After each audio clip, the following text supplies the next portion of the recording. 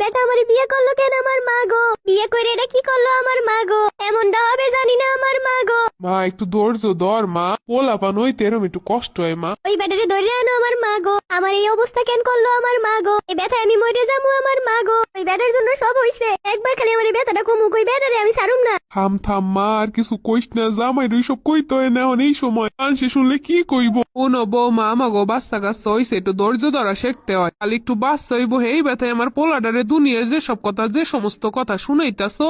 আপনার ছেলের জন্য এসব হইতেছে আমার মা গো। এই স্বামী আমার এত কষ্ট দিতেছে, এই স্বামী আমার লাগবো না রে মা গো। বেদব বেটা লেগে আমার কি অবস্থাটা না হইছে। এরে এখন আমার সামনে এনে কি লেগে? এ আইন আপনার মাই একদম অধৈর্য। এ আইন মাইয়ের এই রকমের বেতন নিয়ে সব কি কথা কইতাছেন, এইসব কি ও বুঝে কইতাছে অবুঝে কইতাছে? সব কথা এখন বাদ দাও আমার মা গো। আমি এই ব্যথায় মরে যাইতাছি আমার মা গো। এই তুমি আইসি, সব ঠিক হয়ে যাবে, এখনই হসপিটাল নিয়ে যাইতাছি। তুমি এমন কামটা করছো কেন আমারে কও গো? তোমার লেগে এইসব হইছে। চলো দ্রুত হসপিটালে চলো। আগে তোমার লাগে আমার বুঝা পড়া আছে, এরপর হসপিটাল। আব্বা না না, বাড়িতে বই ওই হসপিটাল নেওয়া লাগবো না। ওই মহিলার এই জায়গায় আনছে কেন আমার মা গো? এই হইতে মাথাটা ধরে ফেলছে আমার মা গো। তুমি রাগ করে না, চলো তোমার হসপিটালে নিয়ে যাইতাছে। শোনো আমার ভুল হয়েছে, সব দোষ আমার, এখন তুমি হসপিটালে চলো। না, আমি হসপিটালে যাবো এক শর্তে, তুমিও যদি আমার লাগে সিজার করো। এর কোনো কথা হইলো? কোনো যদি সিস্টেম থাকতো তোমার পেটে এই বাচ্চাটা দেওয়ানের এই ব্যথাটা তোমার অনুভব করো না, তাহলে তুমি বুঝতে মজাটা কেমন।